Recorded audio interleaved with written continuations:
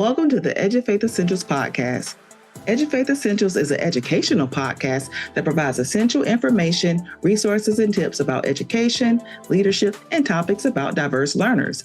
Diverse learners include students with disabilities who receive services under Section 504 or the Individuals with Disabilities Education Act, response to intervention and the multi-tiered system of support, English speakers of other languages, and related diverse learner categories.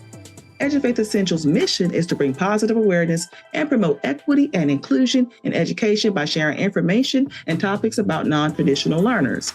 Edufaith Essentials' goal is to restore faith in education one student at a time by empowering listeners with knowledge, because we all know that knowledge is power, so let's be powerful.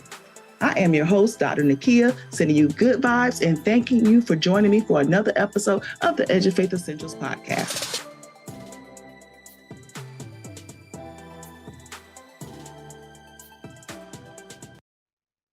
Thank you for joining me for another episode of the Edufaith Essentials podcast.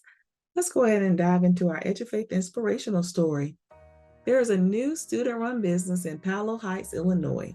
The store, named I-5 Heights, is an extension of the Adult Transition Program in Oaklawn, and it allows special needs students to train and work at the store, preparing them for their future.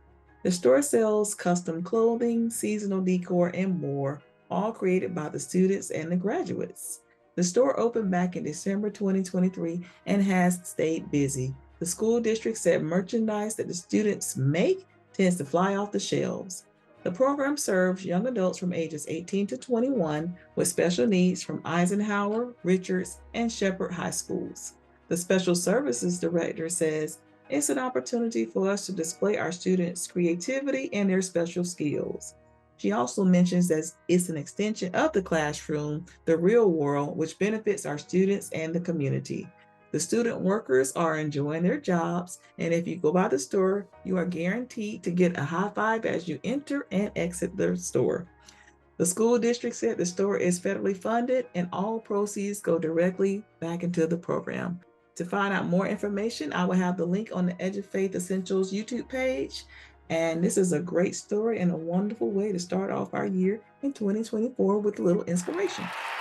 Now let's shift to some dates to remember for the month of February. February is Black History Month. This is a time to honor the contributions and sacrifices of African Americans who helped shape the United States. The theme for this year's Black History Month is African Americans and the Arts. February is also Career and Technical Education Month, Financial Aid Awareness Month, and Dental Health Month. When we look at specific dates during the month of February, February 2nd is Groundhog Day.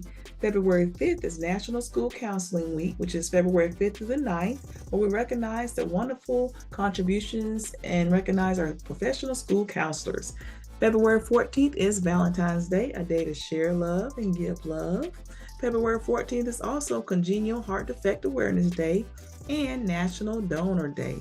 February 15th is National School Officer Appreciation Day, a day to recognize our wonderful school resource officers and how they keep us safe in our schools.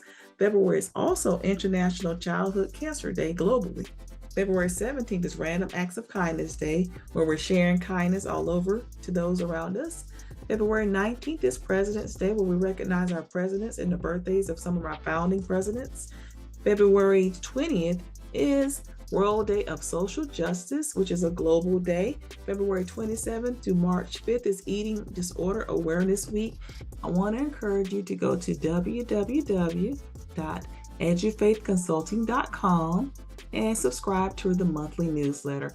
Edufaith now has a monthly newsletter that I send to my subscribers every month, which has valuable information, an overview of the happenings of Edufaith Consulting, essential tips for parents, leaders, and educators, as well as all of the dates to remember for you in the monthly newsletter. So subscribe to www.edufaithconsulting.com and get essential. Now let's shift to our essential news and our dates to remember. Edufaith is presenting at the Council for Exceptional Children's Conference. I will be presenting on March 14th from 11:45 to 12:30. That session, I will be presenting essential tips for special education leaders, And then on that same day, March 14th, from 1 o'clock to 1:45, I will be presenting essential tips for Section 504 coordinators. I'm excited to be presenting my resources and my books at the Council of Exceptional Children's Conference. And that conference is for educators, leaders, and parents. It will be in San Antonio from March 13th through the 16th, but I will be presenting on the 14th. That is my essential news, and I hope to see you in San Antonio.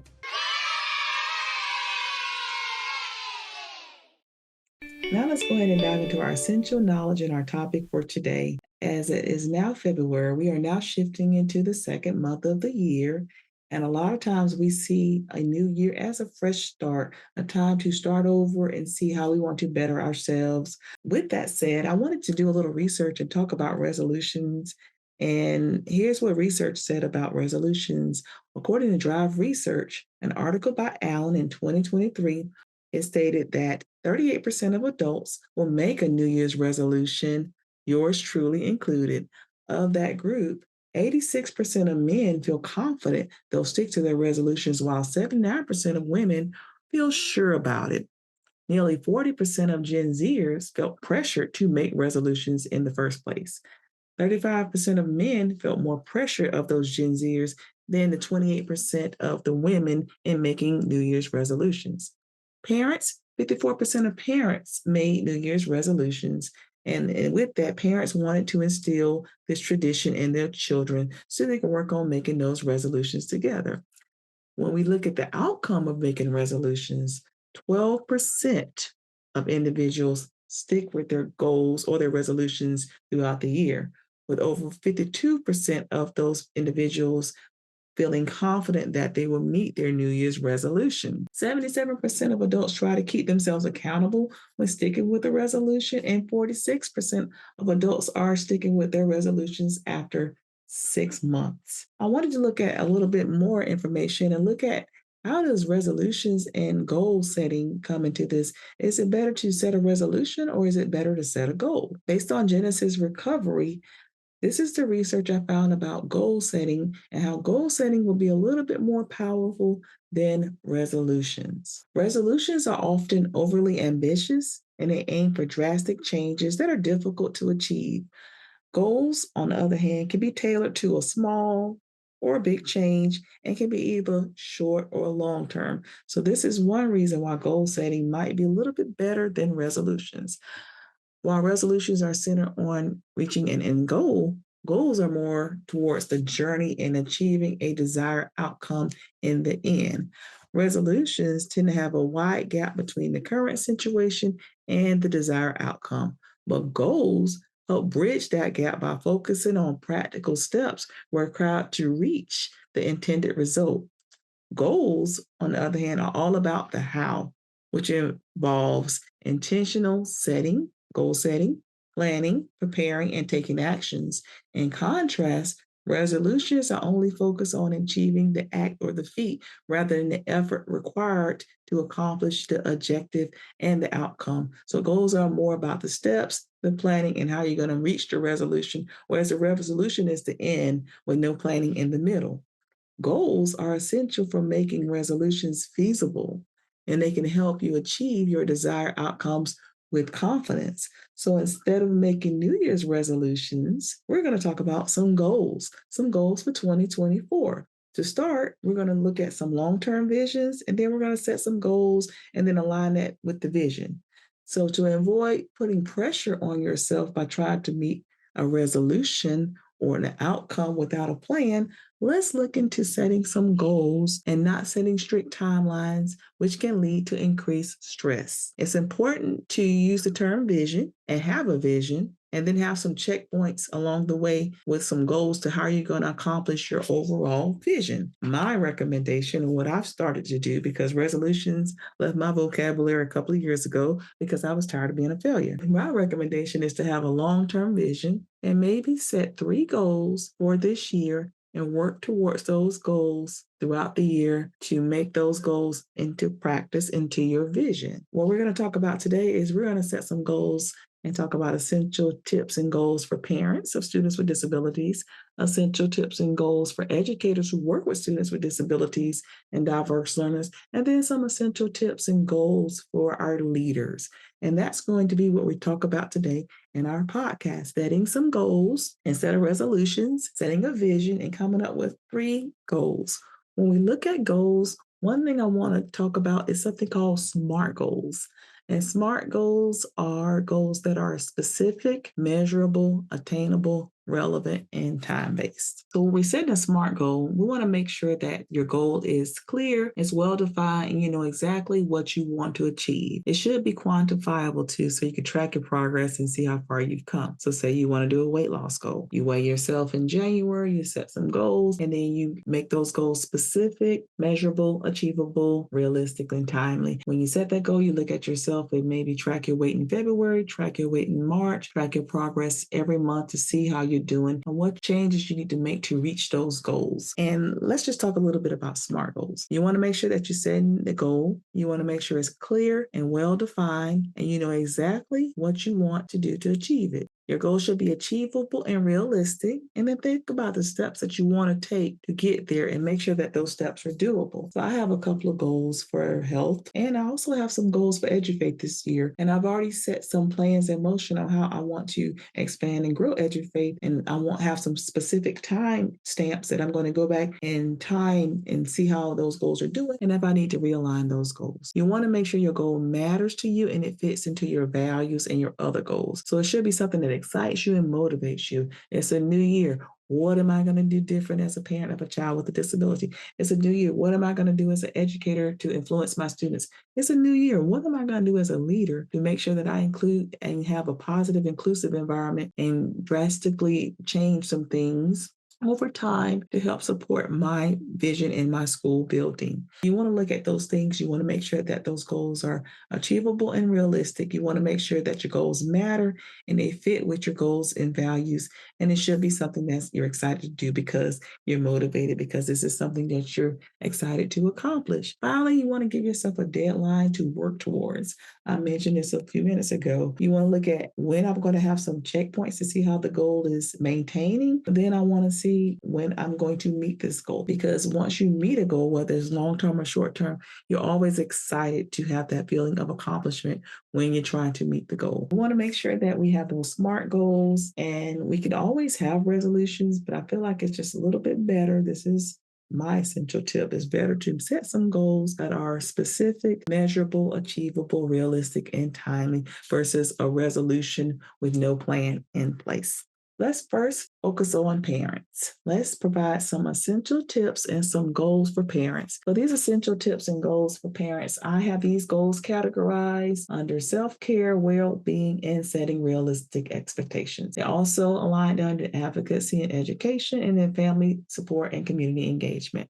I want to start off for my parents. Setting goals is an assertive and proactive approach to tackling the unique challenges of raising a child with diverse learning needs and exceptionalities. We know that we want to set goals for our children. We want to be better last year than we've been this year. And we always want to strive to improve our lives and our lives of our children. When we look at our statistics, remember we said 54% of parents make New Year's resolutions, and parents who do that want to instill that tradition in their children to make those resolutions together. So when we're setting the goals, let's look at some ways we can set some goals for our students or for our children together for parents. So the first category is self-care, well-being, and setting realistic expectations. The first thing we want you to do, parent, number one, is prioritize your own health and your well-being.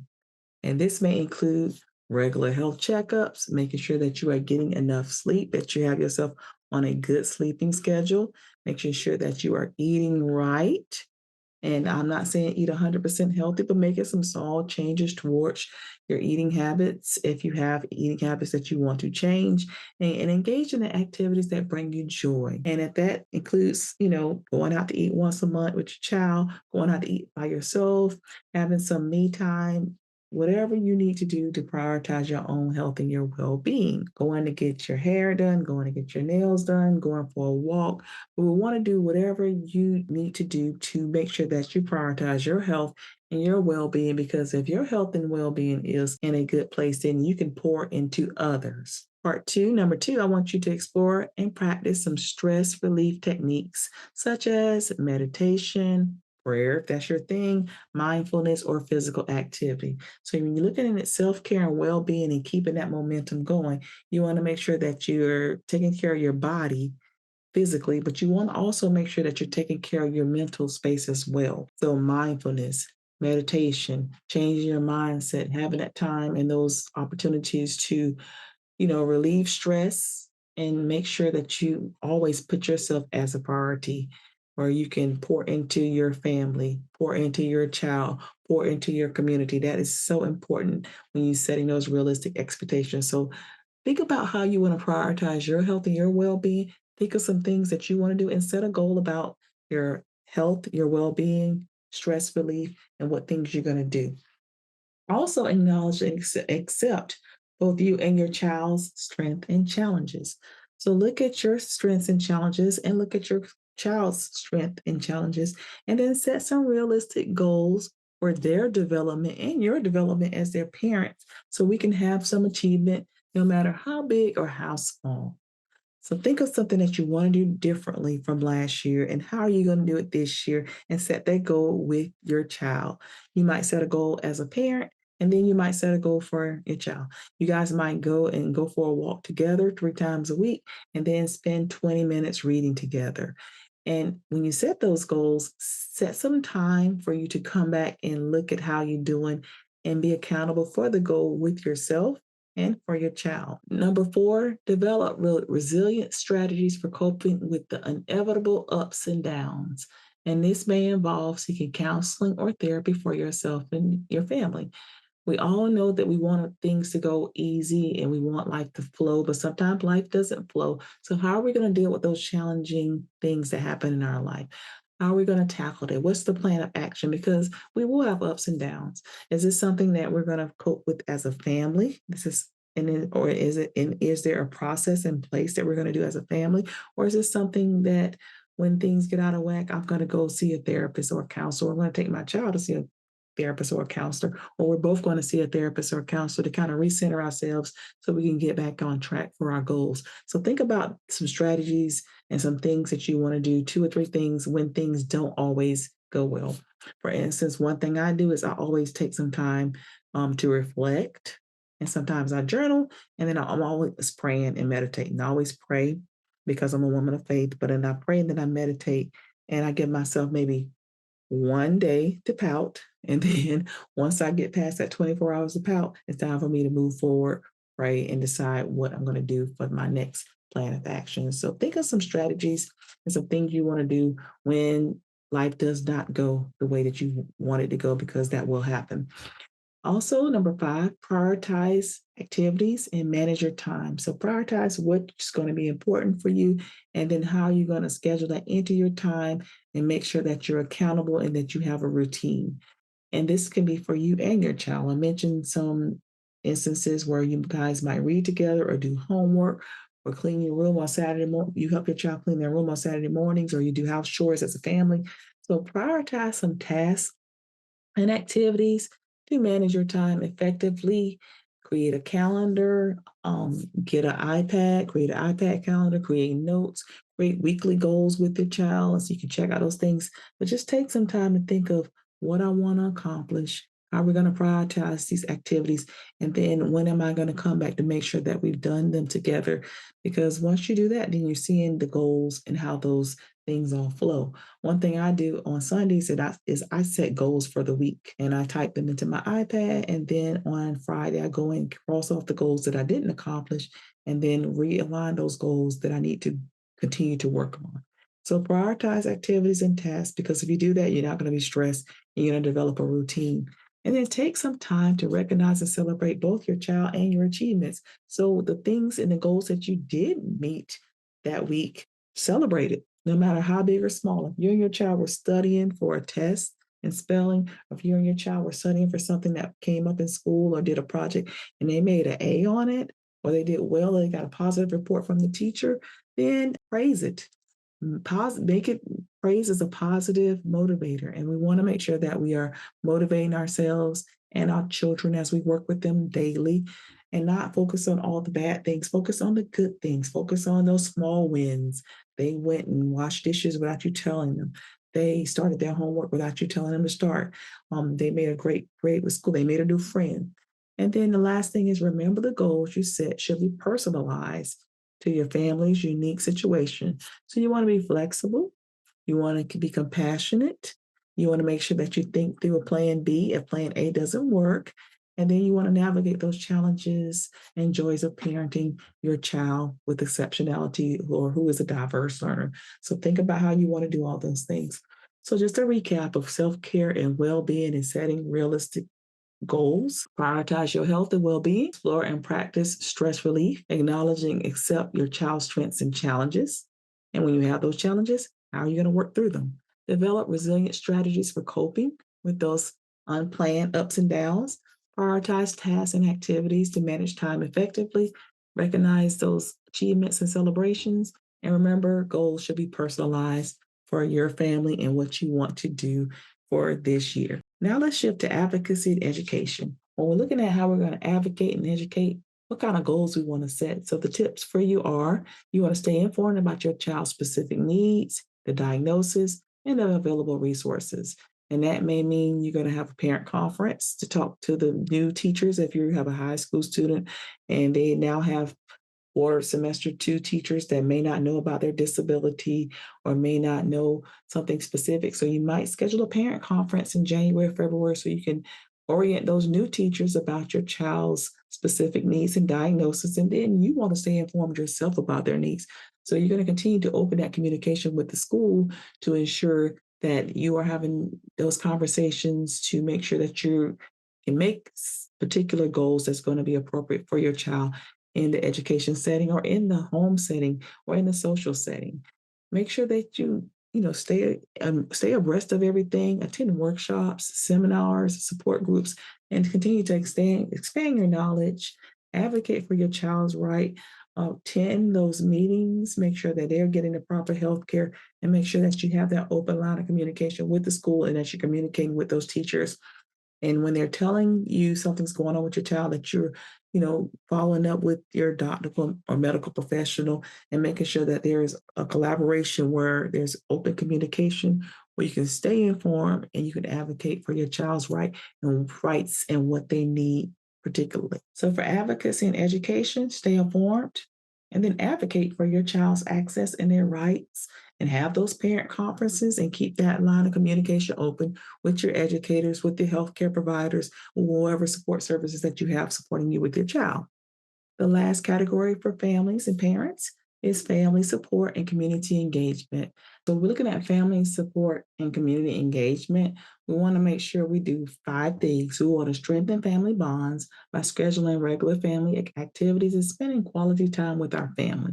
We want to make sure that we see what's in the community and what activities we have available, whether it's going to a restaurant together, whether it's going to church and worship together, if it's going to the library together. But you want to leverage those community resources and make time to spend quality time with your family and your child. So set some goals for we're going to go to the movies on Friday night, or we're going to go worship on Sunday, or we're going to go to brunch. So set some goals for some family and community engagement time. You want to, part 2, openly communicate with your partner and other family members about your needs and challenges. You want to make sure if you have a spouse that you are communicating what you need and they are communicating what they need and how you guys can work together to ensure that you're meeting those goals that you have for your family and within your family and for your child. And when we think about community members and partners, we also want to look at partners in education, partners within your physicians and therapists. So looking at all of our partners and working to ensure that we get what we need for our child to ensure that we're meeting those goals for our children.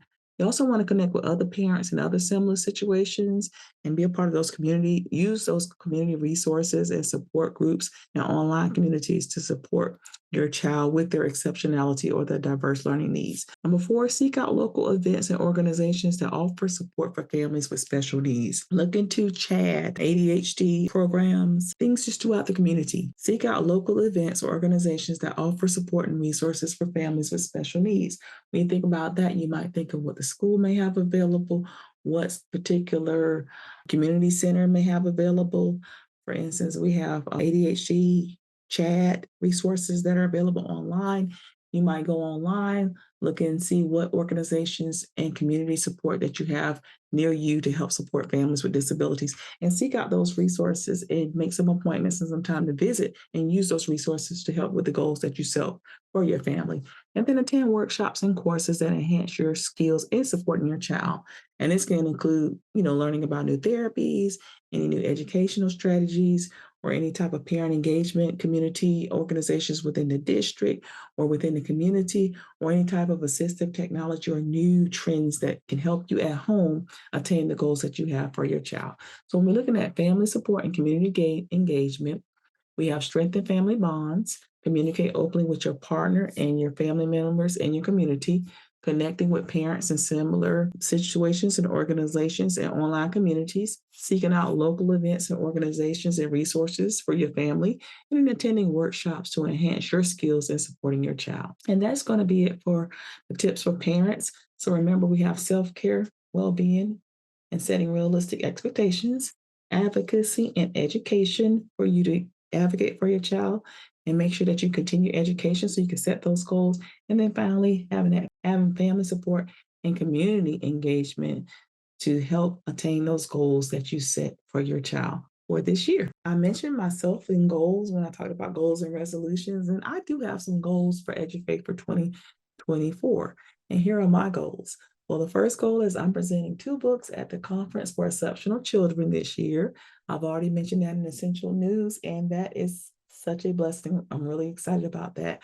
This year, Edufaith is going to be getting a Facebook page. To join me and make sure that you search for me on Facebook. And my name is Dr. Nakia Simmons, CTTN on Facebook. And that will be my personal professional page with Edufaith that I have available on Facebook. Edufaith now has a monthly newsletter and a blog. I mentioned it early when I mentioned the dates to remember for February. I want to make sure that I am enhancing my communication and making sure that I am reaching out and providing additional resources and information to my listeners and to my supporters. So what I've decided to do is create a monthly newsletter with a summary of valuable information, essential tips for families, leaders, and educators, the dates to remember, and all types of valuable information about my book. And this year, Edufaith is also developing a blog. So I have a blog. So please feel free, and I want to encourage you to go to www.edufaithconsulting.com and subscribe so you can receive the monthly newsletter. I've already pushed out January, and then you can also keep up with the blog. And with the blog, you can actually communicate back to me and ask questions through the blog. So please join edufaithconsulting.com, subscribe to the page, and you will be able to access the newsletter and the blog. So those are some of my goals for 2024. And then I will continue with the podcast, presenting those once a month, and make sure that you subscribe to the Edufaith Essentials YouTube page so you can stay abreast on the information and videos and updates there. For now, I want to thank you for all that you've done to contribute and support my family, my friends, and all you out there, Edufaith listeners. Thank you for all that you've done to contribute and support Edufaith, and subscribe so you can be a part of the newsletter, the blog, and follow me and look for me on Facebook as well on the new page that I have. When we're looking at our book excerpt for today, in all of my books, I provide essential tips, and my essential tips are all for my parents. Essential tips are on chapter 9, and those are some essential tips and goals that parents you can go and look into. So get you a copy of Essential Tips for Parents. Check out chapter 9, where I provide those essential tips for parents. And some of them are similar to the ones that I mentioned here, but I have some additional ones in the book as well. When you're looking at Essential Tips for Educators, chapter 9, I have essential tips there. So grab you a copy of the Essential Tips for Educators book, look in chapter 9. And once again, it's some of the same, but I actually have more in the book. So check out chapter 9 of the Essential Tips books. And then Essential Tips for Leaders and Coordinators. Leaders chapter 13 talks about essential tips. Chapter 3, essential leaders, chapter 6 through 9, all have essential tips for leaders. And in those chapters, I discuss relationships, confidence, resilience, team building, and leading with your heart. And then essential tips for coordinators throughout that book as well. I have some essential tips for coordinators in that book. So check out any of the essential tips books that align with your needs, or grab a copy of all of them. You can go to www.amazon.com, search up Dr. Cotton and Essential Tips, and grab you a copy and get essential. I will have the links to the books on the Edufaith Essentials YouTube page. So you can also go to the Edufaith Essentials YouTube page, subscribe there, or if you subscribe to the website, that information will be there as well. So let's get essential. Word of wisdom for today is about setting goals. Setting goals is the first step in turning the invisible into visible. And that is from Anthony Robbins. So I love that. So instead of resolutions, let's look at goals. Let's set 3 goals for the year based on the content I provided for you. And let's turn those goals into visible, actionable items that we can maintain and that motivate us to be better than we were last year. You've got mail. Now it's time for our essential advice. Ask Dr. Nakia or share an inspirational story. I want to use this platform to support and spotlight fellow educators, families, and community members. If you have a question, want advice, or to share a wonderful inspirational story on this podcast, feel free to email me at edufaithforall@gmail.com. That is EDUFAITH, the number 4ALL@gmail.com. May read your letter, provide advice, or share your story on this podcast. Disclaimer: all listeners should adhere to district policies, follow protocols, remain ethical, and adhere to guidelines in the best interest of children. Edufaith Essentials does not assume responsibility or is legally responsible for anyone's actions based on information provided on this podcast. I want to encourage you to get essential. Go to www.edufaithconsulting.com to see what Edufaith Educational Services has to offer. I have valuable resources, information, and a blog that you can subscribe to and find out more essential tips and resources. Go to www.edufaithconsulting.com and subscribe to the Edufaith Educational Services page. Get essential. This podcast is brought to you by Edufaith Educational Services. Some services offered through Edufaith Consulting include consulting and advocacy for parents, consulting for educators, leaders, and school districts, college accommodation advocacy, consulting and training, advocacy in supporting individuals with college accommodations at the post-secondary level, as well as university trainings to support individuals with disabilities and services, parent education trainings, college and career coaching for students who are entering the workforce or the post-secondary college setting, business and district professional development and trainings for churches, nonprofits, businesses, districts, and communities, specializing in services for diverse learners, including students with disabilities, interventions under the multi-tier system of support, English speakers of other languages, education and leadership coaching, program development under services under IDEA, Section 504, trainings, diverse learners, and essential tips books. Feel free to go to www.edufaithconsulting.com to view all the services that Edufaith Educational Services. I want to encourage my believers to be blessed. All others, be kind, be well, and be the change. Follow Edufaith on social media. Twitter, EdufaithS. On Instagram, Edufaith 2021. On LinkedIn, Edufaith Educational Services. Thank you for listening. Thank you for supporting Edufaith Educational Services and the Edufaith Essentials podcast. Subscribe and follow Edufaith Essentials on the Edufaith Essentials YouTube page, and listen to the Edufaith Essentials podcast on all streaming platforms. Thank you for listening. Thank you for your support. Have a wonderful day and get essential.